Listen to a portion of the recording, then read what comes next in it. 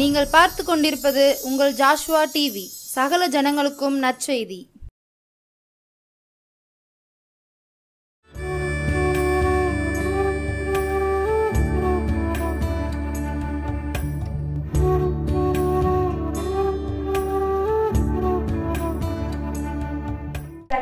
பரிசுத்த நாமத்துக்கு ஸ்தோத்திரம் உண்டாக. மீண்டுமாய் தங்களை காண்பதிலே நான் மகிழ்ச்சி அடைகிறேன். இந்த நாளிலும் நாம் தியானத்துக்கு முன்பாக தலையை தாழ்த்தி ஜெபம் பண்ணுவோம். அமைதியின் தெய்வமே இறைவா, என் இதய தலைவனே, அருள்வாய் அருள்வாய் யாம் ஏங்கி தேடுகிற அமைதி, அமைதி அமைதி என்றும் என்றும் அமைதி, அமைதி அமைதி எங்கும் எங்கும் அமைதி, அமைதியின் தெய்வமே இறைவா. நன்றி தகப்பனே, நன்றியோடு விட்டுகிறோம். சமாதான காரணரே வாழ்த்துகிறோம், வணங்குகிறோம், வரவேற்கிறோம். அன்று இந்த நாளிலும் உங்கள் மத்தியில் எழுந்தருங்க. நாங்கள் தியானிக்கிறதா நம்முடைய சமதி உறுதியாய் காணப்பட அதை செய்யுங்க.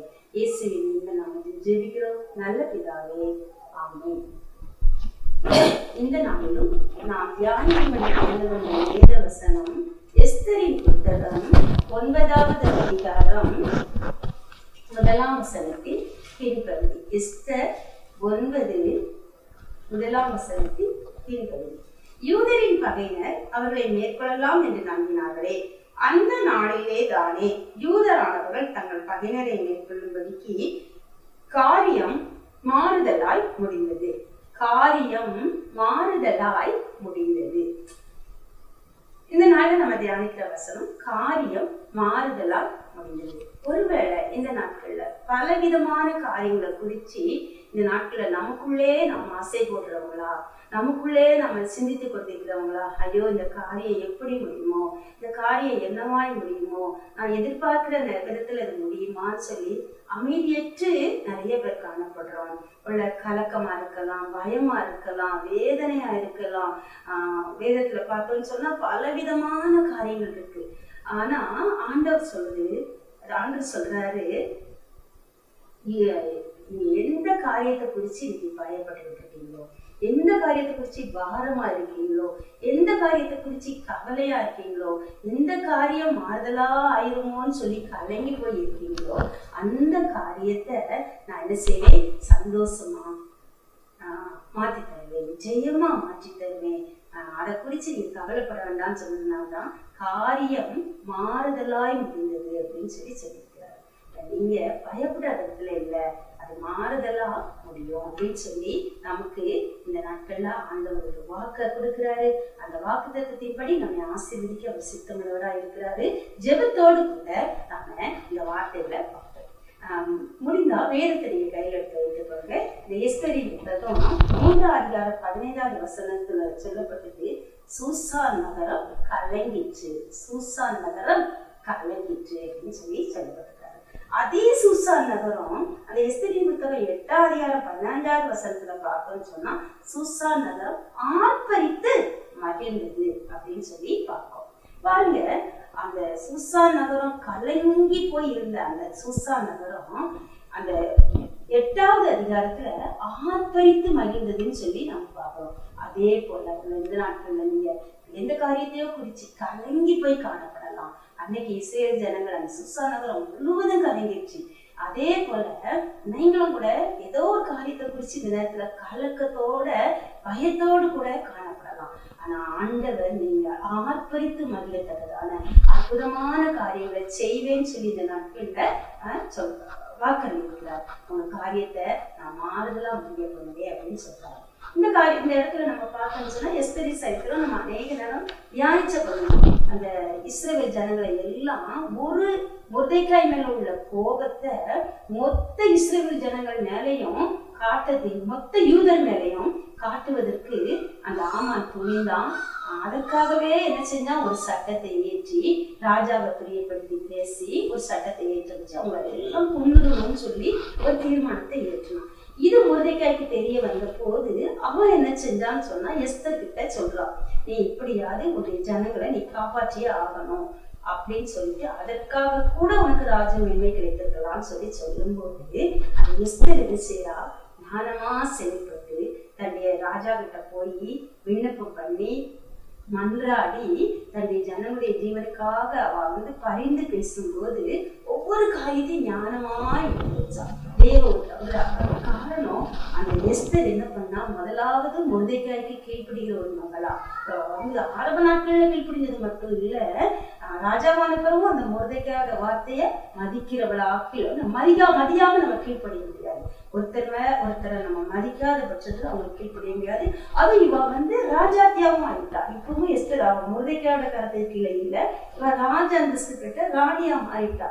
இவ நினைச்சா ஒரு நிமிடத்துல மொர்தெகாய அவரோட வார்த்தையை அசட்டை பண்ணிட்டு போயிருக்கலாம். ஆனா ஒருவேளை அப்படி அவ அசட்டை பண்ணியிருந்தா அவளும் அழிஞ்சு போயிருப்பா. ஆனா அந்த ஒரு தேசமே கலங்கி நிற்கும் போது அந்த தேசத்தோட பாரத்தை தன்னுடைய பரமா எடுத்துக்கொண்ட மொர்தெகாயும் எஸ்தரும் துடிஞ்சு காரியங்களை செய்ய ஆரம்பிச்சாங்க. அந்த மொர்தெகாய் தன்னுடைய உயிரை பத்தி கவலைப்படாம, கணக்கு தூக்குமரம் செய்யப்பட்டதை பத்தி கவலைப்படாம ஜனங்களுக்காக காரியங்களை ஓடி ஓடி செய்துட்டு இருந்தான். ஆலோசனைகளை எஸ்தருக்கு கொடுத்துட்டு இருந்தான்.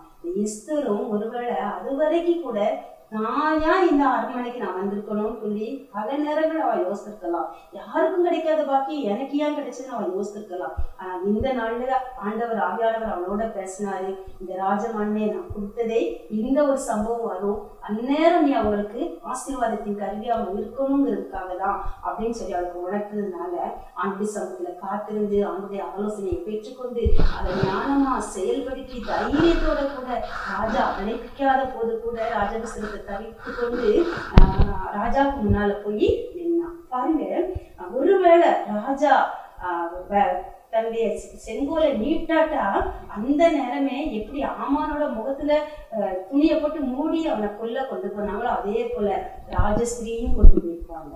அதுதான் அந்த நாட்டோட சட்டம். அழைப்பிக்கப்படாமல் ராஜசங்கத்துக்கு போகக்கூடாதுங்கிறதுதான். ஆனா தன்னுடைய ஜனங்களுக்காக நாட்கள் குறைவா இருந்ததுனால எப்படியாவது தேவடைய சமூகத்துல ராஜாவுடைய சமூகத்துல தன்னுடைய ஜனங்களுக்காக விண்ணப்பம் பண்ணணுங்கிற ஒரு வைராக்கியம் அவன் மனசுல எழும்புனதுனால நான் செத்தாலும் சாகிறேன்னு சொல்லி துணிஞ்சி ராஜசங்கத்துக்கு போனப்போ அந்த ஆண்டவுடைய தயவு அவனுக்கு கிடைச்சது. அந்த தயவு ராஜாவின் கண்கள்ல தய கிடைக்க பண்ணிச்சு. அவர் என்ன செஞ்சாரு, பொற்செங்கோலை நீட்டினாரு. தொடர்ந்து நடந்த காரியங்கள் நமக்கு தெரியும். ஒவ்வொரு நாளும் அவன் ஞானமா ஒவ்வொரு ஸ்டெப்பா எடுத்து வச்சு அந்த ராஜாவோட கண்கள்ல தயவை பெற்று ஏற்ற நேரத்துல தனக்கும் தன்னுடைய ஜனங்களுக்கும் விரோதமா இருக்கிற அந்த சட்டத்தை குறித்து அவருக்கு ஞானமா உணர்த்தி அந்த இடத்துல ஞானத்தோடு கூட செயல்பட்டு, ஏன்னா ஞானத்துக்கு நல்ல மனுஷன் ஞானத்துக்குரிய சாந்தத்தோட தன்னுடைய கிரியைகளை நல்ல நடக்கையினாலே காண்பிக்க கடவன் அப்படின்னு சொல்லி வேதவசனம் சொல்லுது. சோ அந்த ஞானத்துக்குரிய சாந்தத்தோடு தன்னுடைய செயல்களை எல்லாம் அந்த ராஜாவுக்கு அந்த எஸ்தர் எடுத்து வைத்த போது ராஜா என்ன செஞ்சாரு, உன் இஷ்டத்துக்கு நீ கொஞ்சம் சட்டத்தை நீ என்ன செய்ய மாற்றி எழுதுன்னு சொல்லி இன்னொரு சட்டத்தை போடுன்னு சொல்லி அந்த இடத்துல ஒரு அதிகாரத்தை அவனுக்கு கொடுத்தாரு. அந்த தனக்கு கிடைத்த அதிகாரத்தை நன்மையா பயன்படுத்த, ஞானமா பயன்படுத்த மொர்தெகாய் அவளுக்கு ஒத்தாசை உதவியும் பண்ணலாம். சரியா செயல்படுத்த மொர்தெகாய் அவளுக்கு ஒத்தாசையா காணப்பட்டான். காரியத்தை அவங்க செம்மையா செஞ்சு முடிச்சாங்க. அந்த எந்த நகரம் கலங்கி நினைச்சோ அந்த நகரம் ஆர்ப்பரித்து மகிழ்ந்தது. சோ நம்முடைய வாழ்க்கையில ஒருவேளை இந்த நாட்கள் எந்த காரியத்தை குறிச்சு நமக்கு கலங்கி நிற்கவும் தெரியாது. ஆனா எப்படி இந்த மொர்தெகாயும் எஸ்தரும் தங்களுக்கு உள்ள ராஜ மேன்மையை சரியா பயன்படுத்தினாங்களோ அதே போல சரியா பயன்படுத்தக்கூடிய கிருபை நம்ம ஆண்டுடைய சமூகத்துல முதலாவது ஆண்டுடைய சமூகத்தை அவ என்ன செஞ்சா, உபவாசித்து தன்னை காட்டி கூடி தேவ சமூகத்துல ஜெபிச்சாங்க. அப்போ தேவ சமூகத்துல நம்ம முதலாவது ஓடி இந்த காரியங்கள் எல்லாம் ஆண்டுடைய கருத்துல நம்ம அர்ப்பணிச்சு ஜெபிக்கும் போது ஆண்டவர் நமக்கு சில ஞானமான ஆலோசனைகள் தருவாரு. அந்த உள்ள நம்ம சுயத்துல 1000 ஆலோசனை, அப்படி செஞ்சிடணும், இப்படி செஞ்சிடணும், அவங்கள பாத்துடணும், இவங்கள பாத்துடணும், வேகமா செயல்பட்டு இந்த காரியங்களை இல்லாம ஆக்கிடணும், இல்ல இந்த ஆமான போய் நேர்ல பார்த்து பேசணும், அப்படிலாம் பல விதமான எண்ணங்கள் நம்மளோட போராடும். அந்த மாம்ச சத்தங்கள் எல்லாம் அடக்கி ஆண்டு சமூகத்துல காத்திருந்து ஆவியின் சத்தத்தை பகுத்தறிஞ்சு ஆவிக்குரிய ஆலோசனைகளை செயல்படுத்த ஞானத்தை ஆண்டுடைய சமூகத்துல கேட்டு நிதானமா காரியத்தை நடப்பிக்கிறவன், விவேகத்துடன் காரியத்தை நடப்பிக்கிறவன் நன்மை பெறுவான் அப்படின்னு சொல்லி நீதிமன்ற புத்தகம் சொல்லுது. இந்த காரியங்களை விவேகத்தோடு நிதானமா நம்ம செயல்படுத்த ஆரம்பிக்கும் போது அந்த காரியத்துக்கு தேவையான தயவும் பட்சமும் ஆண்டவர் மனிதர்கள் மூலமா நமக்கு கட்டளையிடுவார். காரியங்களை நேர்த்தியாய் செய்து முடிக்க அருள் செய்வார். அது மாத்திரம் இல்ல, அந்த எஸ்தருக்குள்ள இருந்த அந்த கீழ்ப்படிதலும் அர்ப்பணிப்பும் தைரியமும் நமக்குள்ள காட்டணும். அவருடைய வார்த்தைக்கு அப்படியே கீழ்ப்படிவோம்.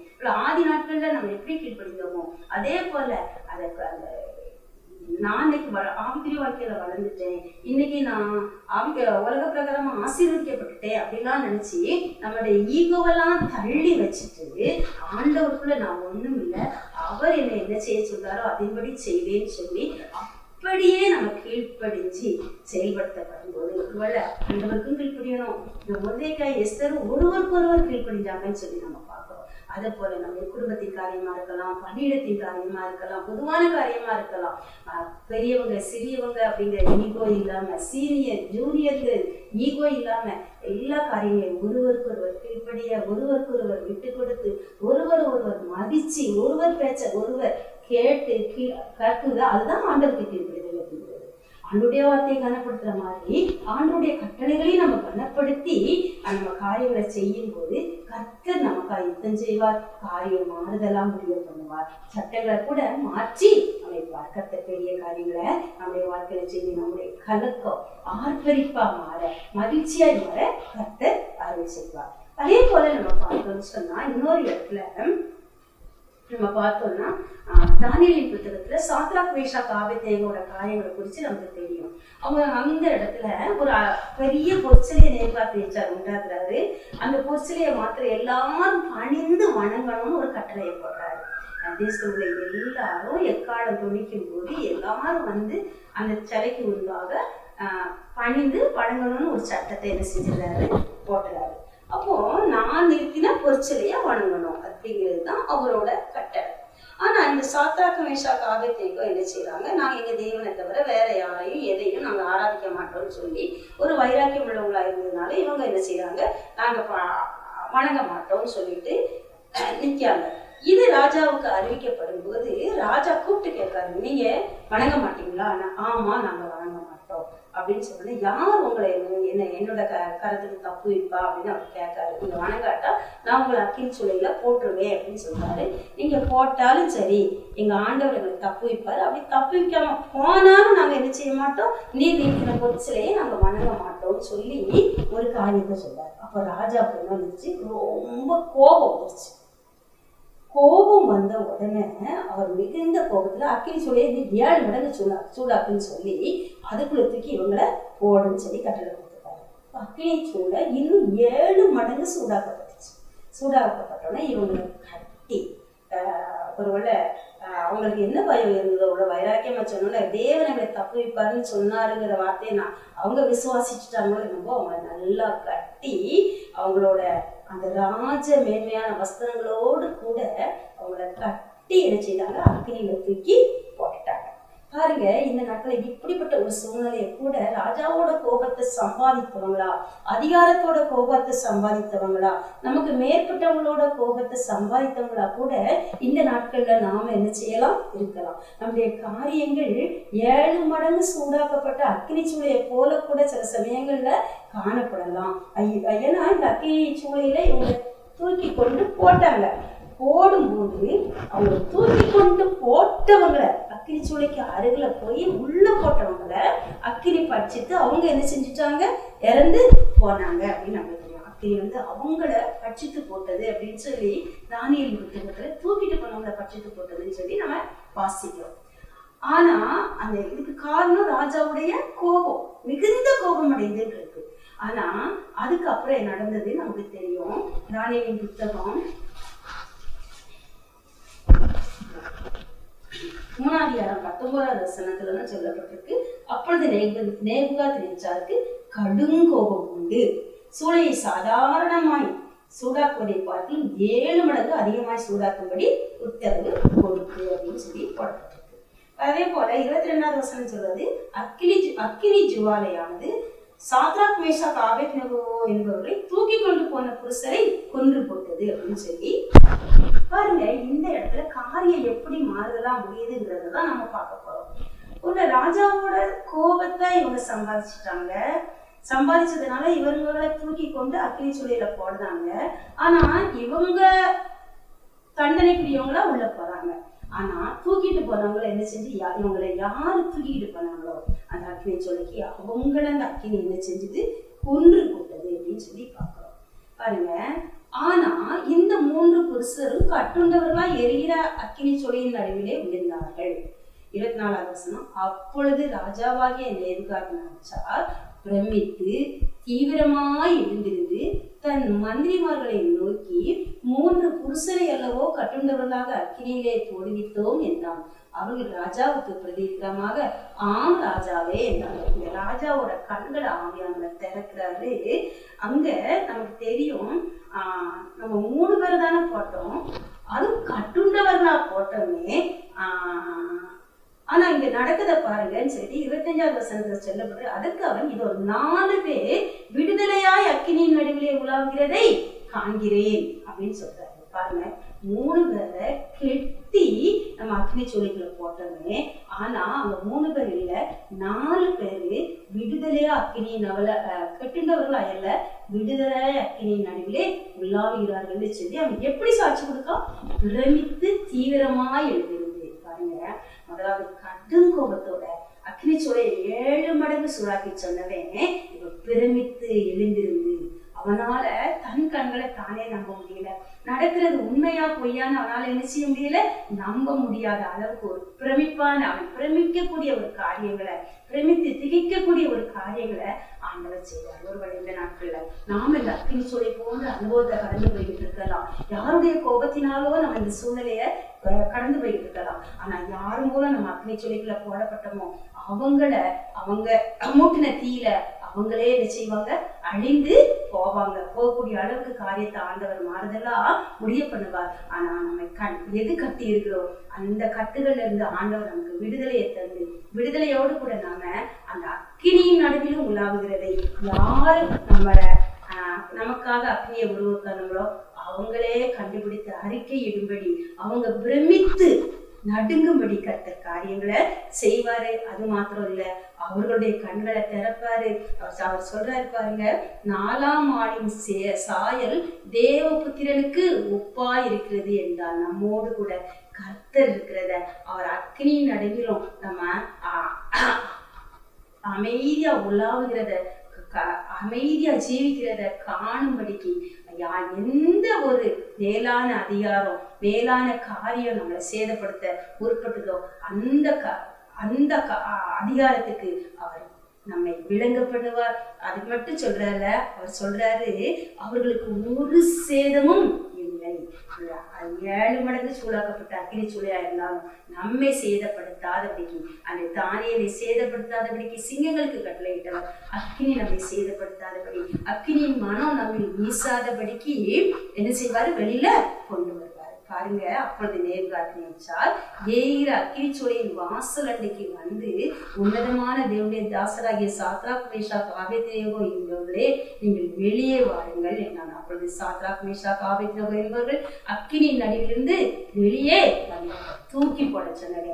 நீங்களே வெளியே வாங்க அப்படின்னு சொன்னாங்க. ஏன்னா இன்னொருத்தையும் போய் தூக்க போகவும் முடியாது, யாரும் அவங்களை தூக்கவும் முடியாது. ஆண்டவரால் ஆசீர்வதிக்கப்பட்டவங்க அற்புதமா அவங்களே அந்த அக்கினி சூளையில இருந்து ஒரு சேதமும் இல்லாம, அக்கினியின் மனம் வீசாம, வஸ்திரங்கள் கருகாம, பாருங்க அந்த வசனம் சொல்றது, அக்கினி அவர்களுடைய தேசாதிபதிகளும் அதிகாரிகளும் தலைவரும் ராஜாவின் மந்திரிகளும் கூடி வந்து அந்த புருஷருடைய சரீரங்களின் மேல் அக்கினி பெலஞ்செய்யாமலும், அவருடைய தலைமையிற்கு அருகாமலும், அவருடைய சாலைகள் சேதப்படாமலும், அக்கினியின் மனம் அவர்களிடத்தில் வீசாமலும் இருந்ததை கண்டார்கள். அக்கினியின் மனம் அவர்களிடத்தில் வீசாமல் இருந்ததையும் கண்டார்கள்.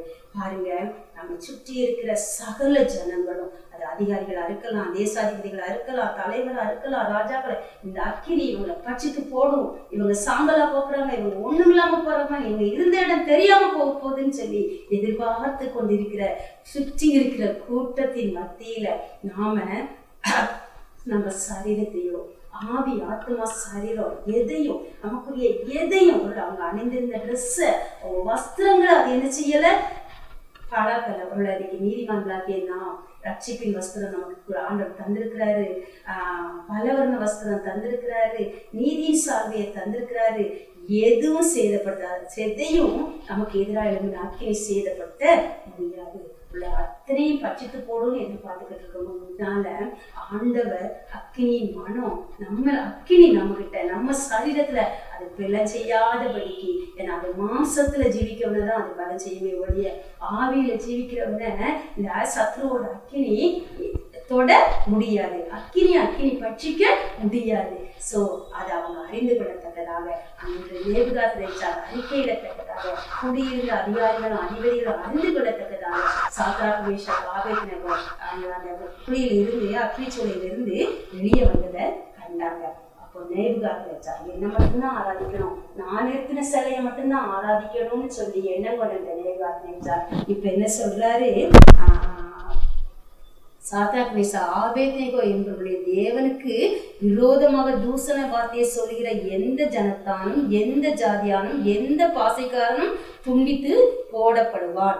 இவ்விதமாய் ரட்சிக்கத்தக்க தேவன் வேறொருவரும் இல்லை என்று சொன்னான் அப்படின்னு சொல்லி பார்க்கிறோம். பாருங்க, எந்த அக்கினி அவங்களை அழிச்சு போடணும்னு நினைச்சவங்களோ அதே அக்கினி அவங்கள அழிச்சு போடல. கோபத்தோடு இருந்த ராஜா இப்ப பிரமித்து நடுங்குகிறவனா தேவனை பற்றி சாட்சி பகிர்கிற ராஜாவா காரியத்தை ஆண்டவர் மாற்றினாரு. இந்த சாத்ராக் மேஷாக் ஆபேத்நேகோ தங்கள் தேவனை தவிர வேறொரு தேவனையும் சேவித்து பணியாமல் அவரையே நம்பி ராஜாவின் கட்டளையை தள்ளி தங்கள் சரீரங்களை ஒப்பு கொடுத்ததினால் அவர் தமது தூதனை அனுப்பி தம்முடைய தாசரை விடுவித்தார். பாருங்க, அவங்க தேவனை நம்பி காணப்பட்டதுனால அந்த அக்கினி அவங்களுக்கு பல செய்யவும் இல்லை.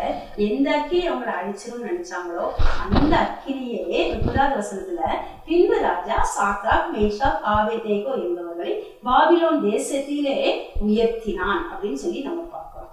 அந்த அக்கினியே சூளையே அவங்களை இன்னும் உயரத்துக்கு கொண்டு போக காரணமாயிற்று. எது நம்மளை அழிச்சிடும் நினைச்சு நீங்க பயந்துகிட்டு இருக்கீங்களோ, எது நம்மளை ஒண்ணுமில்லாம ஆக்கிறோம் நீங்க இன்னைக்கு பயந்துகிட்டு இருக்கீங்களோ, அந்த காரியங்கள் எல்லாம் உங்களை இன்னும் அதுக்குரிய வாழ்க்கையிலும் உலக பிரகாரமான வாழ்க்கையிலும் நீங்க எதிர்பார்த்து கொண்டிருக்கிற காரியத்திலும் உயர்ந்த நிலைக்கு கொண்டு போகக்கூடிய ஆசீர்வாதத்தின் சூளையா ஆண்டவர் அதை மாற்றி தருவான். இப்போ ஆண்டுடைய காரியங்கள்ல இன்னும் உறுதியை உத்தமமா காணப்படுவோம், உண்மையா காணப்படுவோம். கர்த்தர் நம்முடைய வாழ்க்கையில் அவர்கள் தங்களுடைய தேவனை தவிர வேறொரு தேவனையும் சேவித்து பணியாமல் அவரையே நம்பி ராஜாவின் கட்டளையை தள்ளி பாருங்க, நாம் அவர் ஒருவரையே சேவிப்போம், அவருக்கு பயப்படுவோம், அவரை முக்கியப்படுத்துவோம். கர்த்தர் நம்முடைய வாழ்க்கையில காரியங்களை மாறுதலா முடிய பண்ணுவார். கர்த்தர் தானே இந்த வார்த்தையில ஆசீர்வதிப்பார்கள். எப்படி எஸ்தர் காணப்பட்டாலும், எப்படி சாத்ராக் மேஷாக் ஆபேத்நேகோ காணப்பட்டாங்களோ, இவர்களை போல நம்ம ஜீவிக்கும் போது நம்முடைய வாழ்க்கையிலும் நம்ம ஆசீர்வாதங்களை சேர்ந்திருக்கிறவங்களா, காரியத்தை மாறுதலா நம்முடைய வாழ்க்கையில மாற்றி கொள்கிறவங்களா காணப்படுவோம். கர்த்தர் தாமே இந்த வார்த்தைகளை ஆசீர்வதிப்பதாக. தலையை தாழ்த்தி ஜெபம் பண்ணுவோம்.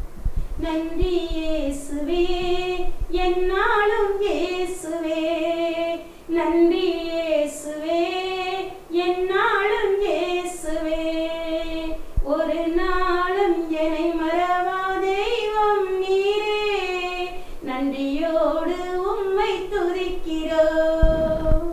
நன்றி இயேசுப்பா, நன்றியோடு துதிக்கிறோம், ஸ்தோத்திரிக்கிறோம். நாங்கள் உடைய தகப்பனை பல விதமான கலக்கங்களோட காணப்பட்டாலும் ஆவியானவரை தந்த செய்திக்காக நன்றி. எங்களுடைய காரியங்களை மாறுதலா இந்திய பண்ண பகிர்ந்ததற்காக நன்றி. எங்களுடைய ஆண்டவரே, ஒருவேளை கலக்கமான காரியங்களை உங்களை ஆர்ப்பரித்து மகிழத்தக்க ஆசீர்வாதங்களாய் மாற்றப் போகிறதற்காய் நன்றி. எங்களை அழிக்க வருகிற அன்றைய சத்துருவின் அக்னியாஸ்திரங்களை எல்லாம் ஆண்டவரே நாங்கள் இன்னும் ஆவிக்குரிய உயரத்துக்கும் ஆண்டவரே உலக பிரகாரமான ஆசீர்வாதங்களை சுதந்திரத்திக் கொள்ளத்தக்க உயரத்துக்கும் நீர் எங்களை அழைத்து செல்வதற்காக உங்களுக்கு நன்றி செலுத்துகிறோம். இயேசுவின் நாமத்தினாலே பிதாவே, ஆமென்.